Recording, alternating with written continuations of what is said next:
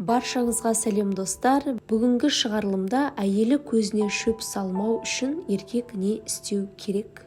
Сол жайлы тақырыпта қозғайтын боламыз. Ең алдымен каналды қолдау мақсатында тіркеліп қойыңыздар. Ал ендеше бастайық. Егер еркектің көзіне әйел шөп салса, демек өзі кінәлі деген француздардың мақалы бар. Егер әйел басқа біреумен ұсталып қалыпты деп естісеңіз, 80% кінәрат күйеуінде. Себебі мен жақсы білем, әйелдер үшін күйеуінің көзіне шөп салу ең соңғы амал. Ал еркектер үшін бұл бәрібір. Жас айырмашылығы әртүрлі. Еркектер жас кезінен бастаса, әйелдер 30-40 жастан бастап өнер шығара бастайды. Неге?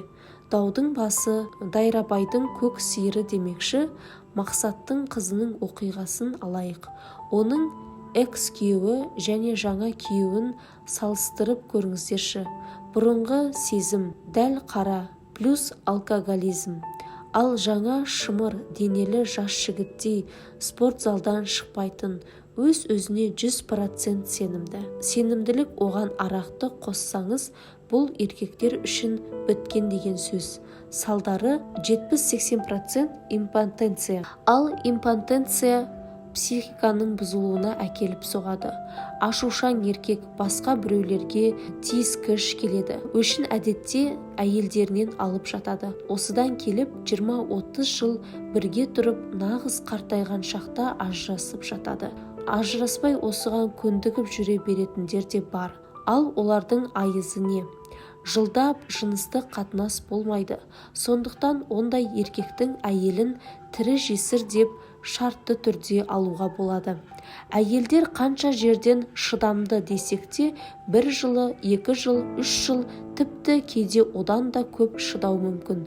Бірақ шыдамның да шегі бар. Әйелдердің біразы еркектердің көзіне шөп салуға ең соңында амалы жоқтан барады. Міне, осылай жас кезде ішіп жеп, қарын байлап алған соң 40 жастан асқанда еркектердің дәуірінде бітеді. Керісінше әйелдердің қызық шағы басталады. Әйелдерде жалпы өмірден қалып бара жатырмын деген сезім қартайғанда бірақ оянады.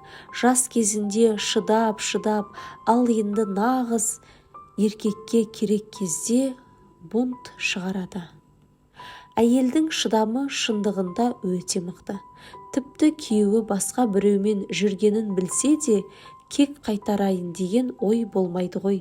Тіпті айына 1 рет болса да нормаль жыныстық қатынас болса, әйелдер ешқашан күйеуінің көзіне шөп салмайды. Мысалы, күйеуге шыққан кезде нөмірін ауыстырады, аккаунтын жабады, ескілерін өшіреді, барлық жерге күйеуге шықтым деп жазып суреттерін қояды. Ал еркектер бір беріп қалар деген есек дәммен үйленгенде еш нәрсесін өшірмейді. Еркектерге айтарым, әйелдеріңіз көзіңізге шөп салмасын десеңіз, спорт залға үнемі барып, формаңызды жоғалтпаңыз. Аптасына 1 рет болса да, әйеліңіздің ойыннан шығып тұрыңыз. Кінә еркекте екен деп, әйелдер де құтырып кетуге болмайды. Осымен бүгінгі шығарылым аяқталды. Видео ұнаса лайк басып, өз ойларыңызды, пікірлеріңізді комментарияға қалдырыңыздар. Келесі кездескенше сау болыңыздар.